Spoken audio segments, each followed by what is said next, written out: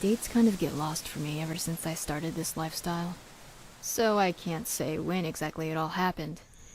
But I want to say that it was about 7 or 8 years ago, so I was around 26 or 27 years old then. I was at home with Ino's parents in their lone, humble cabin that wasn't too far away from a small town. Clouds were shrouding the land all that day, and Ino was out hunting for dinner that night. I was just minding my own business, doing push-ups, trying to get any kind of physical activity going since I was scrambling to get any kind of exercise in. I wasn't really allowed to do a lot of training outdoors as long as it was daytime, so Ino and I always sparred at night. Only problem was that she was out hunting, so I had to improvise with my exercises. Ino's parents were getting everything they could have prepped in the kitchen, waiting for their daughter's return. Crucian, are you sure that it was okay to let Ino go out and hunt on her own on such a night? What if it starts pouring and she catches a cold? Would she at least take a raincoat? Ino's mom, Falna, was always a bit overprotective of Ino, and that day, Ino begged her dad, Crucian, to go hunting on her own for dinner, to test herself, and to see if all her lessons over the years could help her contribute to her family more. Oh, come now. I've been showing her the ropes for so long. I'm positive that she's ready to tackle the wilderness on her own. Oh, really? I seem to recall a bit of hesitation in your voice when she asked you to do this. Ahem. And now, after realizing that I was wrong for hesitating, I'm positive that we have nothing to worry about. Isn't that right, Senia? I stopped my miniature workout session to then sit in a crisscrossed position, and proceeded to pout, as I was pretty upset that she bailed out on our training that night. Aw, don't make that face, dear. Ino just wants to take care of us. She could have at least let me know first. That jerk. Both Crucian and Falna break out into laughter, presumably at witnessing my childish behavior. Crucian then looks me in the eye with a reassuring smile. Oh, Senia. I'm sure she'll be back and raring to train with you soon. His words practically forced a smile on my face. Everything he said was always so relieving. Made me feel welcome and at home. Really, he was the closest thing to a father that I ever had. My face beamed, and my posture lightened. Yeah, I can't wait. I couldn't wait. I just wanted her to come back home and spar with her, like we always did. That's all I wanted. I heard a gasp nearby. It was Falna looking out of a window, giving a view of the front yard. At first I thought it was her seeing Ino coming back, but looking at her expression, it was clearly not a gasp of relief. The kind that you boast as someone you missed shows up safely after a long journey. It was one of shock. A prelude to an event with the power to flip an entire family's world inside out. Crucian, look! What's the matter, Falna? Crucian asked, unsure of what was going on. He walks to her side and looks out the window as he adjusts his glasses. Shortly thereafter, he lets out a gasp identical to Falna's. What in Rhea's name? He runs to the front door, clearly in a panic. Falna follows after him while looking at me. Senia, go find somewhere to hide, sweetie. I just stared at her, unsure of what in the world was going on. What's happening? Just hide in that closet. We'll let you know when it's okay to come out. I did as she said, and ran to the closet she demanded that I should hide in. I hopped into it despite the amount of various house-cleaning items making it kind of cramped. Being mildly afraid, I curled up into a ball and listened to what was going on outside. I heard people arguing in the distance. What is the meaning of this? Unhand our daughter right now! And our daughter. Is something happening to Ino? I remember how scared I got when I heard those words. Someone had Eno, and I didn't know what for. Mom! No! There was yet another shriek that I assumed was Falma, accompanied by a loud thud on the ground as if someone had been thrown. Fauna! How dare you? I know you're tired. You all may be a part of the High Guard, but you have no right to walk into our home and harass us like this. Now unhand my daughter and leave at once! There were many loud, weighty footsteps that became audible after those demands were given. Or what? You'll report all of us for doing our duty? That man's voice. I'll never forget it. It made me shudder. Despite his relatively civil tone, there was something more lurking, boiling beneath it. As if whatever that was is always waiting for a reason to let itself loose. Why are you here?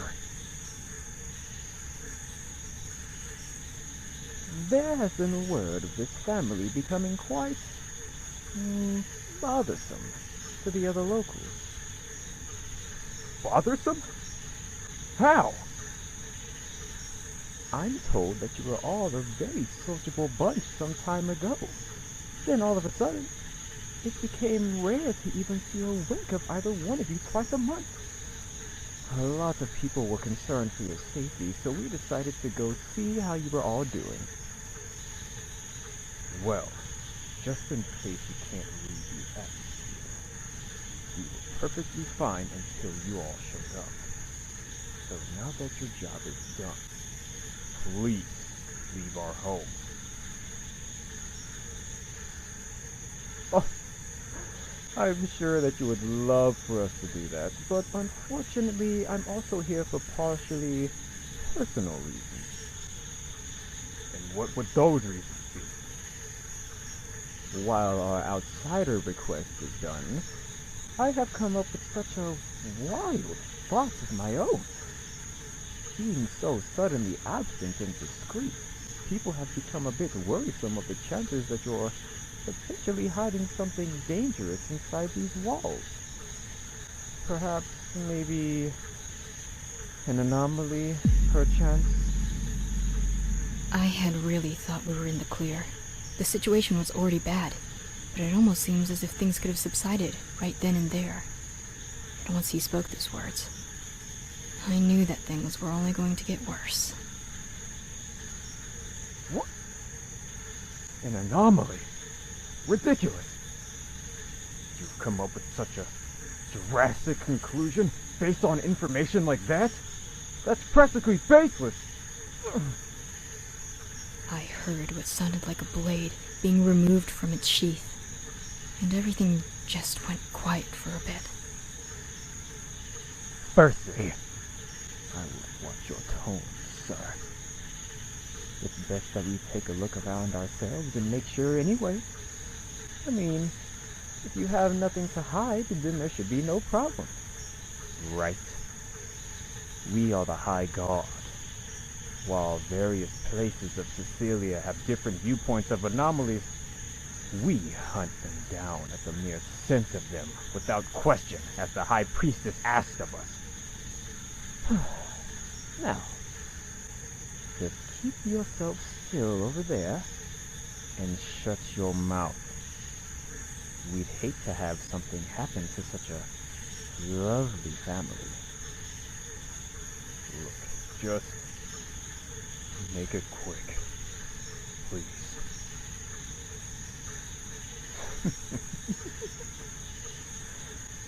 You all heard the man. Let's make it quick!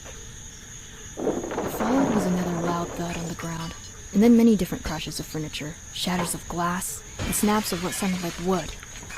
I just sat there, listening to these people ransack our home. I had to suppress every ounce of my being from breaking through that closet door and trying to stop them. Until...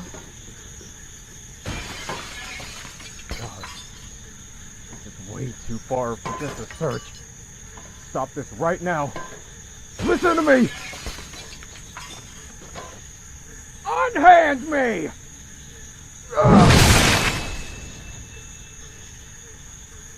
I heard that loud shout, and then nothing. Everything had gone silent. The audible void filled the atmosphere like gas. It made its way into my brain, making me yearn for a noise. Any noise at all would have been better than that silence. What felt like an eternity passed until I heard a sound. And that sound made me take back what I had thought instantly. I wish there was nothing afterward.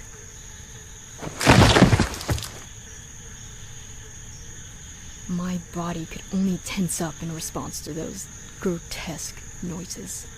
Being unable to see what I was forced to imagine, if I could describe what I heard, it was as if someone had dropped chunks of wet meat into a puddle of thick paint.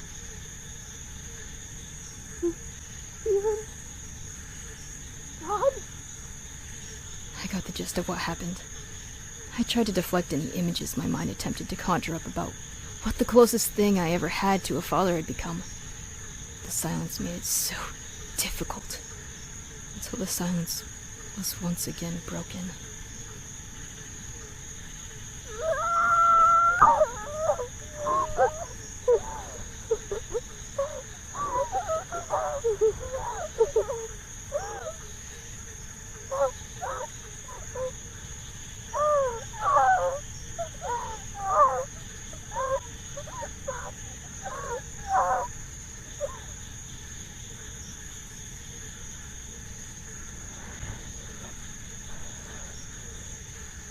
Putting your filthy, unholy hands on me.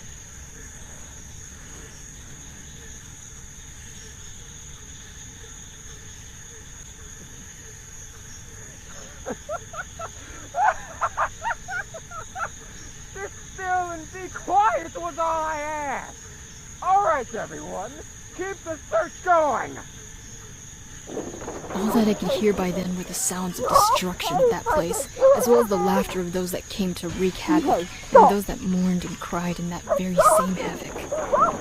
I could barely hear myself think, as I sat there, holding back my urges to burst into tears and scream, which proved to be an even harder challenge once that one singular horror of a thought came and echoed in the atmosphere of my mind, and then slipped through my mouth.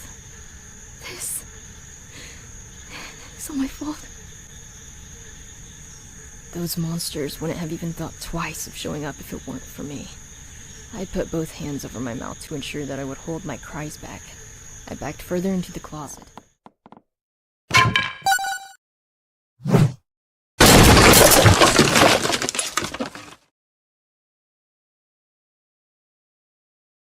fell through the hole and was outside, still trying my hardest not to start screaming like a maniac.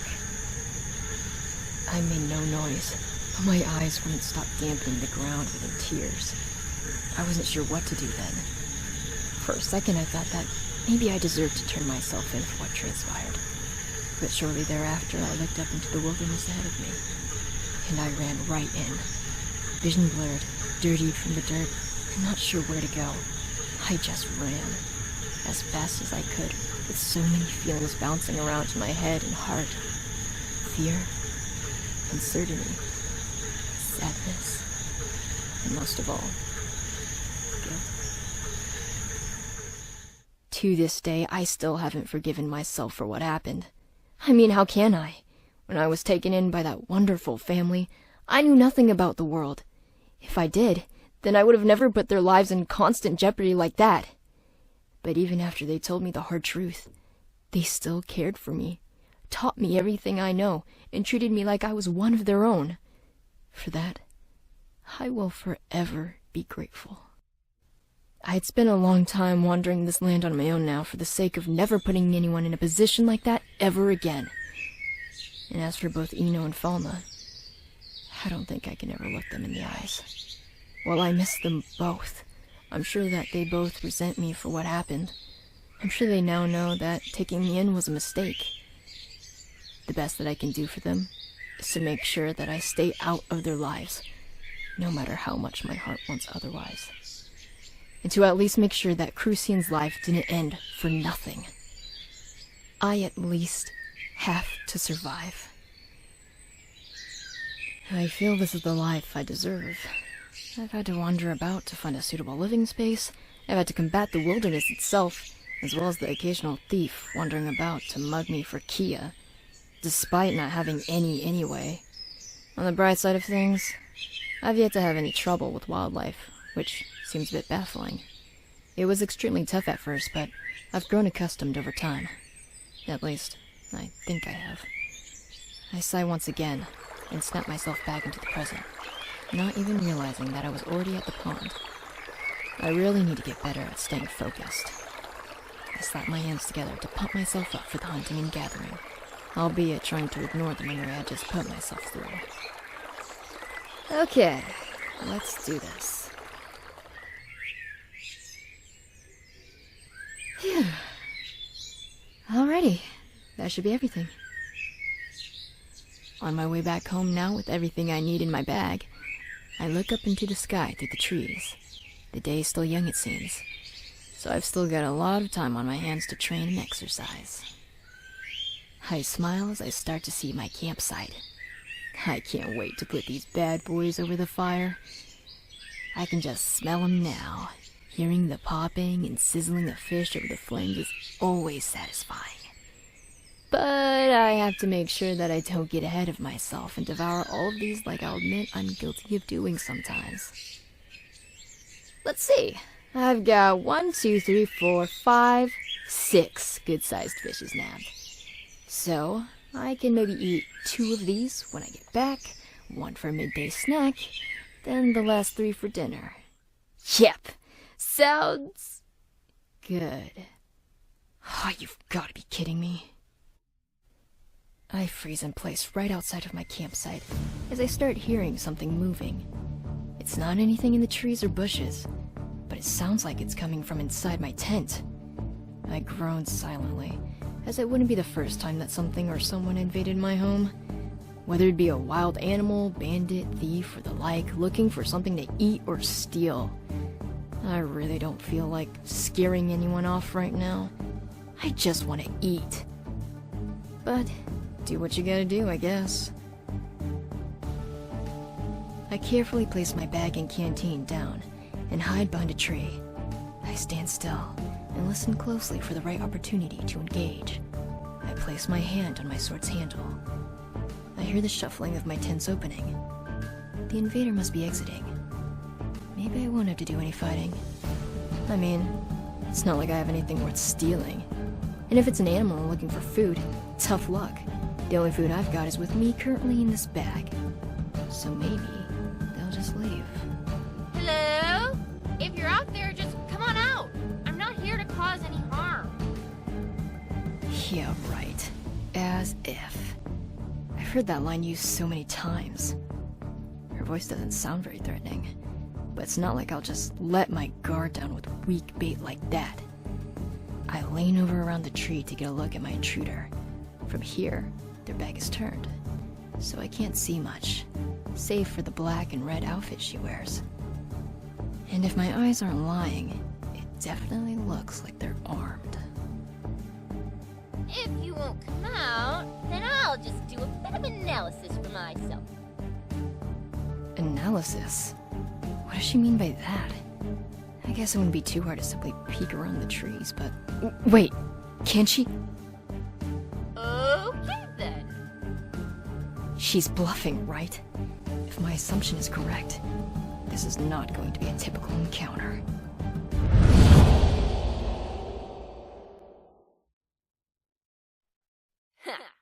There you are. Her voice echoes throughout my mind, just as I thought. Damn it, she's in my head. Yep, yes I am. Annex Mana, the ability to communicate to a target telepathically. This is the first time anyone like this has ever come stumbling around here. She bored? What is she doing here? I've come across a few tough wanderers, but none with access to any kind of mana.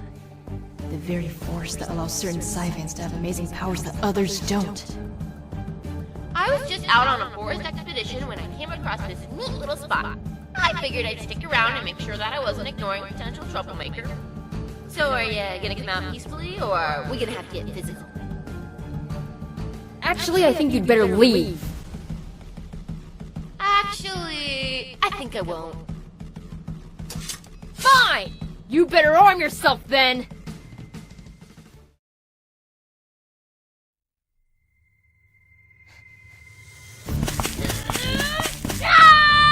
Well, alright then.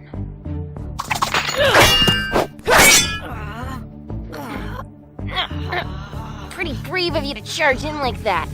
You know, we really could have just had an ordinary chat. Oh, yeah. Stranger with a lance. Seems like a great conversationalist. I'd rather take my chances crossing metal. I like the way you think.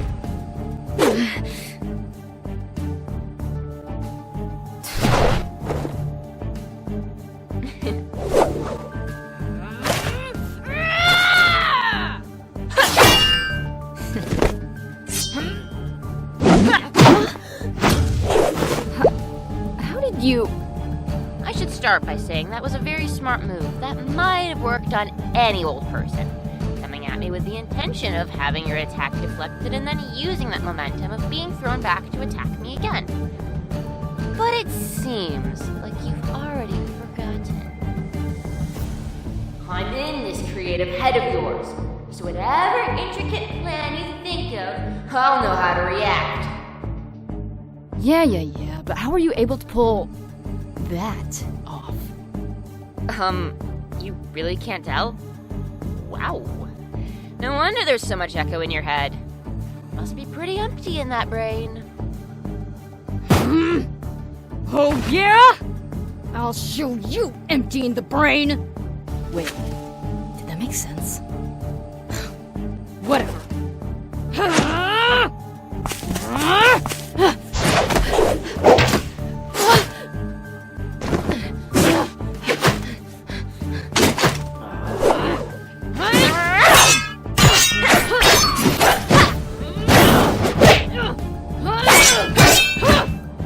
Wow, look at you go!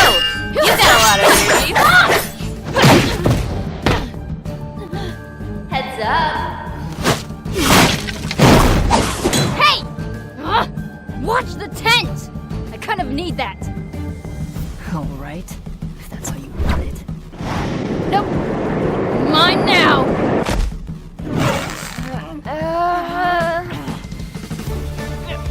Hey, would you mind letting go? What? You need this?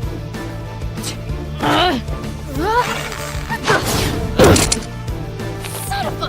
What? Oh, crap.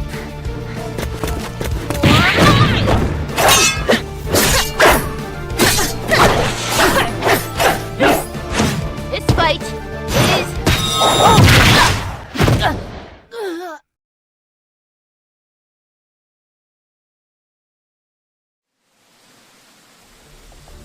Well, it's obvious that you're not a mediocre fighter. However, I have the upper hand in agility, as well as access to your mind. So I'd recommend that you calm down. Looking down into the dirt, sword still in hand, I start chuckling. It may just be my Scythian blood starting to flow, but a smirk creeps onto my face.